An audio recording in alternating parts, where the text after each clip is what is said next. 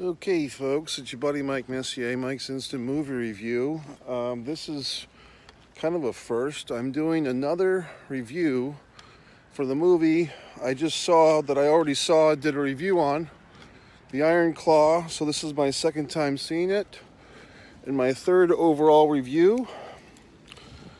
As you know, I'm a big pro wrestling fan, have been most of my life.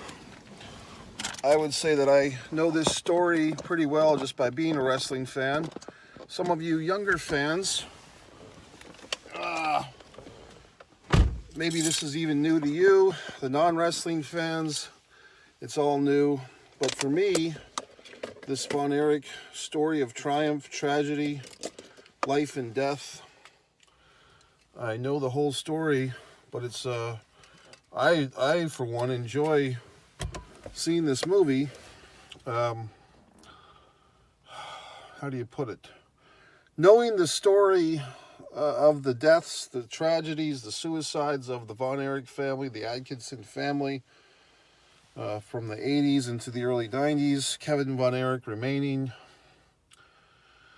I don't get... I think some people are getting very sad when they see this movie. For me, it's a triumph that this story is being told. The sadness, I've already experienced it as a fan of these wrestlers and this family. So I don't see it as a sad thing. I see it as a good thing. Kevin Von Erich especially has been speaking about wanting to have a movie made about his family since the mid-90s. And now that movie has happened. So I won't say all the things I said in the other reviews. I will say I've forgotten twice now to say what a wonderful job the actress Lily James did as Pam. I have been seeing Lily James, I want to say, in a couple of big horror films, but I off the top of my head, I can't remember what they were. I know I've seen her in the last couple of years in movies. I don't watch a whole lot of TV series. I don't Netflix and chill.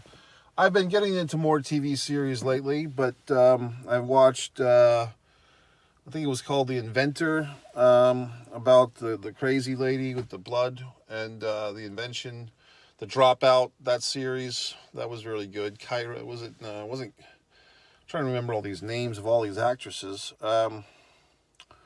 So yeah, I do watch some series, I guess, but a lot of the big series, I don't know what the fuck they are. But I like this movie a lot, so obviously I've seen it twice now. Also, just in case you're wondering, I saw this movie on a Wednesday night.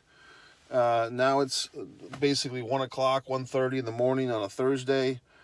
If you go to the Wednesday night, this movie's starting at 10:35 at night. I'm the only person in the theater. I can take off my goddamn shoes, I can crack my neck, and no one's gonna fucking bother me.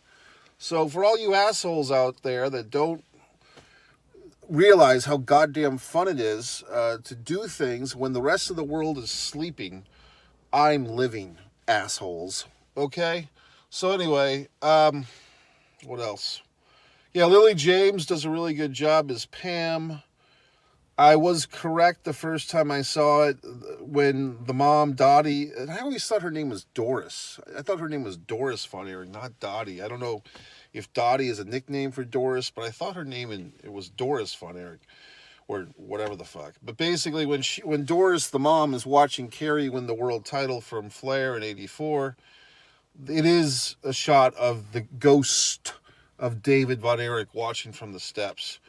Other things in this movie, and a lot of things, what's kind of fun about seeing a movie the second time is that the shock value of all the things that when you saw the movie the first time, the things that you were expecting to see, and probably the things more so that you didn't see that you were hoping to see, and if this was a pure wrestling movie or a series, you could go into all these details about the Freebirds Von Erich's feud, the world class on television.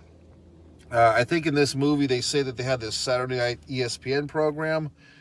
What I remember seeing was like an afternoon program, kind of, and a lot of rerun stuff. So maybe they did have a Saturday night program before my time a little bit. I don't know. Um, they don't go into the death of David. Everything is seen, like I said in my previous review, it's all seen from Kevin's perspective. Even at the beginning of the movie, when the two boys, I believe it's Kevin and David, they're in the back seat of their car watching their parents have this argument. Fritz is all wrapped up about getting the NWA World Heavyweight title for the family. He seems possessed by it. I did see one critique from a friend of mine, a nice gentleman, Sheldon Goldberg, I believe he was kind of taking issue with the movie's perspective on wrestling. Is it a work? Is it a shoot? It wasn't clear, and I can see Sheldon's point, especially because he's been a highly valuable wrestling promoter for decades himself.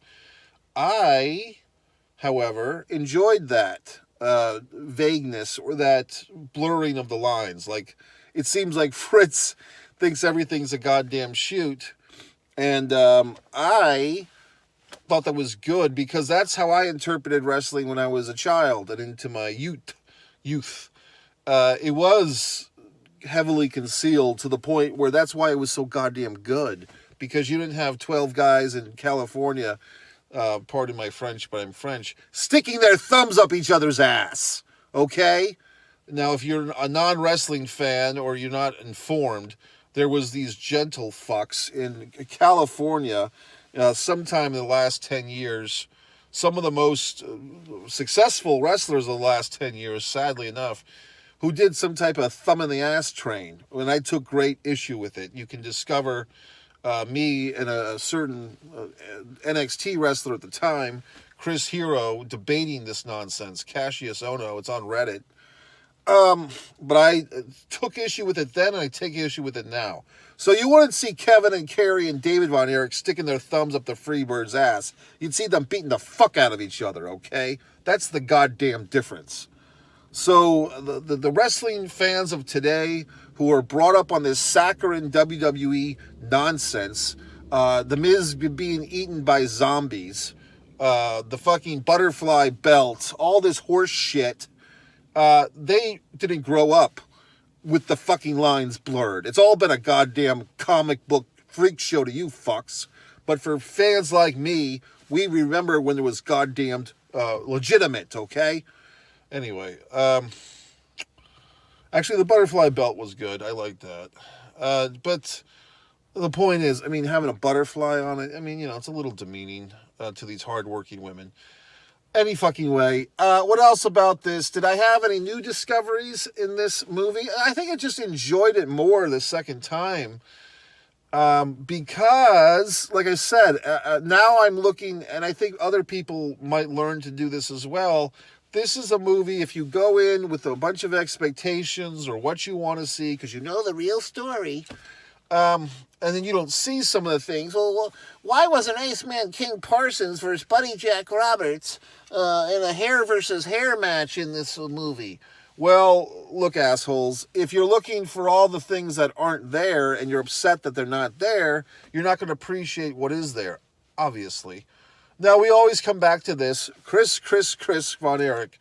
Chris Von Erich is getting more attention by not being in this movie than he ever did in his whole fucking career. Now, I'm not trying to decipher or shit on Chris or his spirit, okay?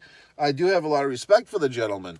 And I do feel that watching this movie a second time and knowing some of these riddles of this Chris controversy, I believe the gentleman's name is Sean Durkin, had a copy of the script, a version of the script, a draft, as they say in the business, of the script, with Chris Von Erich's representation for 5 years before he finally had to say, I'm sorry to the world, I have to eliminate Chris from this story because it's too heartbreaking to have yet another death, and it's clogging up the system of the screenplay, and it's not going to work. And he had to make that tough, creative decision.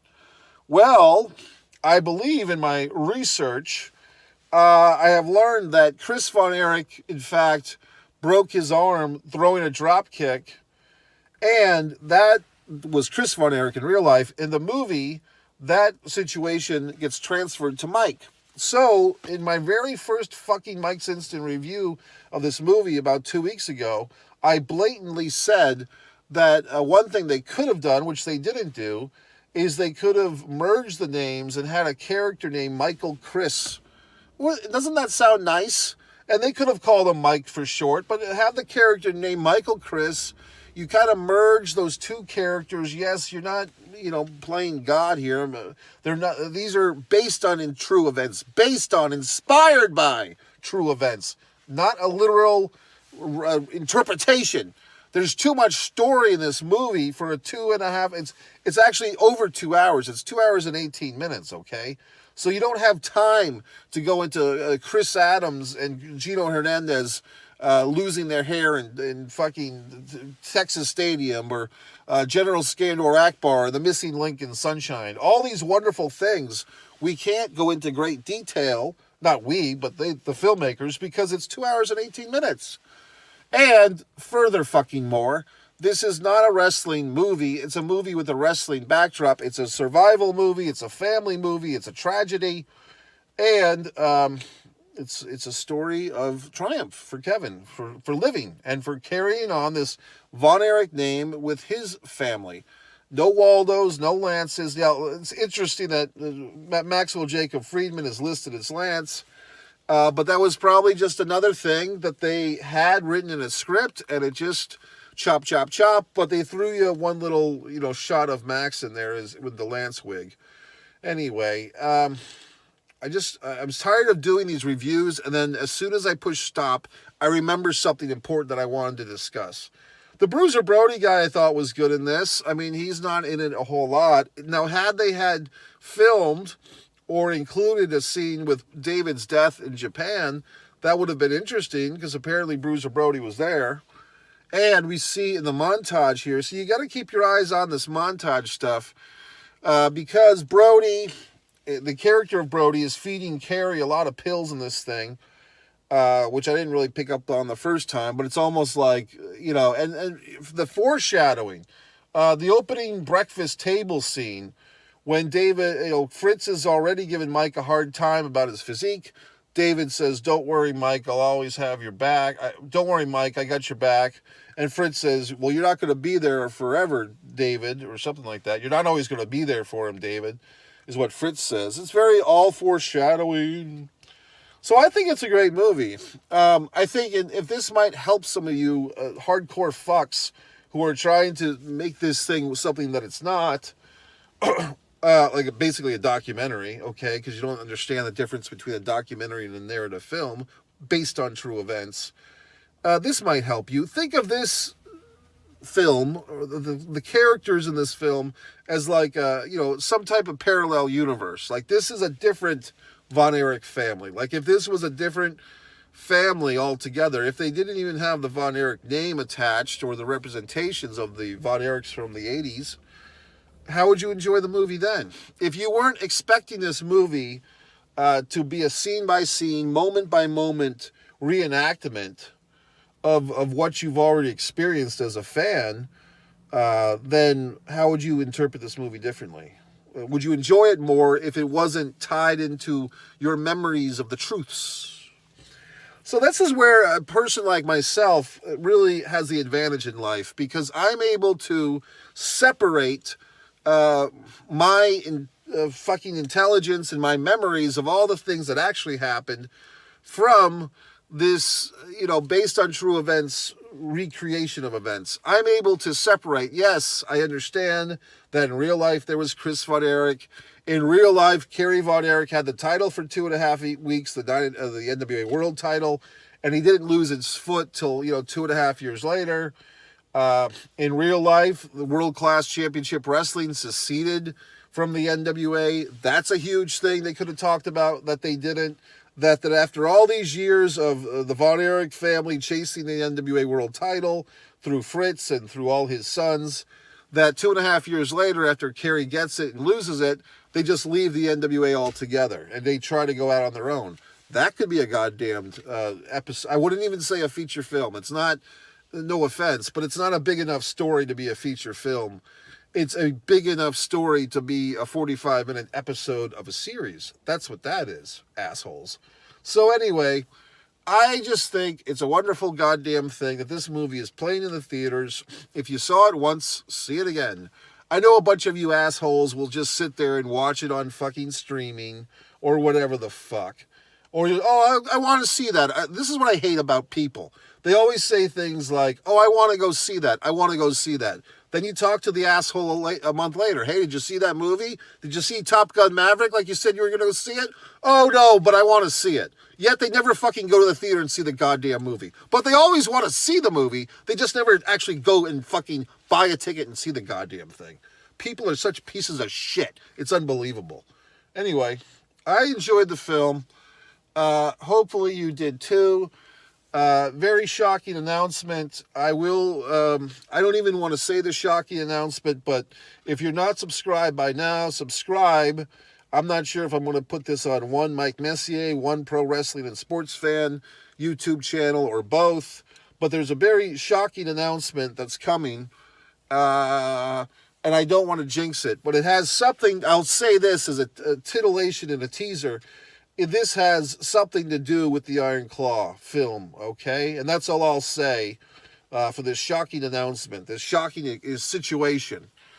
But in any event, I enjoyed the film. I gave a big kudos. I probably enjoyed it more the second time around. I once again went to the Regal Cinema. I'm choosing to go to the theater in town. Then this is a good town for movie theaters, Jacksonville, Florida, because it's like this old-time 1997 screen. Like the auditorium does not have reclining seats. It's not Dolby sound. It's like a pretty, aged type of cinematic experience. And I could just as easily go to Cinemark or whatever the fuck, AMC, for a better screen and sound. But I feel like seeing the movie in this less than perfect environment, and it's not bad, it's just not good. It makes me feel like the movie is more authentic because it feels like it's older or some such nonsense. So, yes, they do have Mike breaking his arm with the drop kick in this movie, which is actually something that happened with Chris. So there you go. Like I said, if they had consulted me, which they didn't even know who the fuck I was, I would have said, name the character Michael Chris, and maybe these asshole wrestling fans will forgive you. But maybe they won't. You know what I mean? And that's another thing that I learned, and I've already known this. No matter what you do with this movie, or any movie based on true events, and probably, if there was some baseball movie, 42, 5 or 6 years ago was a great one. If you had, whenever there's a story based on true events, the sticklers, the hardcores, are going to get their panties in an uproar if you don't follow the letter of the law. That's why something such as this frivolous Anyone But You movie I saw last week, that's why that has an advantage, because people aren't expecting any truth. It's just a rom-com with a very attractive woman in it, okay? The Sydney Sweeney, for Christ's sakes. So anyway, folks, did I fucking entertain you yet? I have had a lot of nice feedback on my other reviews. I guess that's why I did another one. I'm trying to squeeze this fucking Iron Claw movie for all the views and subscribers I can get, because it seems to be a hot topic. Some people have commented nicely. I've watched one commenter said, I've watched every review of the Iron Claw since it came out, and yours is the most even-handed review, or the most reasonable review. So I do appreciate that. I'm just laughing for the sake of laughter. But yes, I appreciate you joining the fun. And that's it. But stay tuned. If you're not a subscriber, then subscribe, or don't. But if you do subscribe, and if this wonderful surprise comes to be, you'll see it. And like I say, I don't want to jinx it by stating what it is, but it is Iron Claw related. And if it does happen, it will be happening within 2 weeks. I will say that. So hopefully it'll happen. I just don't want to jinx it, okay? I don't want to have the Von Erich curse me, okay? Anyway, what else did I say? Oh, that song. Is that a Rush song, that I Want to Live That Way? Is that a song by Rush? Or I really like that song that Mike plays in this movie. Also, for me, it's like They're creating a mood. They're creating an era, recreating back when people did not look at their phones all the time, like I'm doing right now. Back when people did not have the goddamn internet to give them all the answers in the world. It was just a different situation, folks. It wasn't even that long ago. But with all these advanced technologies and short attention spans and idiots running around, it's just a different thing. Like when these kids, the Von Erich boys and Pam, steal the truck and go to the college party so Mike can play his music, that's like a big deal, and I'm kind of sitting there and I'm feeling like, oh no, are they all going to get grounded? Is Dottie or Doris going to be sitting there with a frying pan to whack them upside the head when they all come home? And no, but they just got away with it because that's how things were back then, okay? So anyway, you have this feeling like that movie, whatever the fuck, the fucking where all the fucking they're getting paddled, dazed and confused. It creates a mood. It creates an environment. Things are not always a facsimile of how real life was. What I think the filmmakers did successfully here and in other films is create a mood. Okay, a mood. And yes, you have to play a little fast and loose with the legalities. The facts. I mean, look, I don't need Watch Mojo to tell me all the goddamn things that are incorrect in this film with the timeline. Harley Race was not in his fourth NWA World title reign when he lost to Ric Flair. That was his seventh. Now, in this movie, you could say, well, we don't really know, what year it is when Race and Kevin Von Erich fight at the beginning. And David comes in with the promo, and then we go to see Harley Race and Ric Flair. Is that supposed to be soon after each other, or is that years apart? Also, I had a little bit of a Mandela effect myself in this film, folks. I thought the first time I saw this movie, there was like some type of reenactment scene with little Jack dying in the backyard. But in this movie, that's not in there, and I know it's because of the Rusty Baker documentary. I think, or is it not? I don't know. I'm perplexing myself because I thought that in this movie they had like a flashback of little Jack dying in the fucking snow and the fucking electricity and all that. The first son that died, was that in the Rusty Baker documentary? I mean, I did take a momentary bathroom break during this thing the second time, but I didn't think it was in that moment. So I don't know if I've just imagined a whole other scene or if that was in the Rusty Baker doc on YouTube or whatever the fuck. Also, the first time I saw this movie, I could have sworn that I saw numbers across the screen, like when Kevin fights Ric Flair. I thought it said a lower third, meaning the fucking words on the screen. I thought it said 1986. And tonight that I watched it, I didn't see that. So I don't know if I've entered some type of Mandela parallel universe thing in the last week where some of the things that I remembered the first time are no longer in the film, or just my memories playing jokes on me or whatever the fuck. Well, folks, there's a strange man walking through the parking lot. I think that's my cue to call this a wrap. MikeMessier.com. If you want to be a friend, you can buy my books. I have books for sale, Fight or Play Basketball. A few people bought it last month, including someone from Spain, so I appreciate that. And my good buddy there, Adam DeMoy, bought not one but two of my books. What a wonderful gentleman.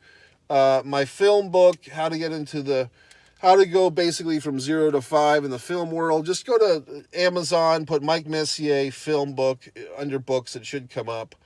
It's got a very long title. Art and War of Directing Student Low Budget and No Budget Films, blah, blah, blah. It's basically a 40 fucking word title of a book. That was a big error.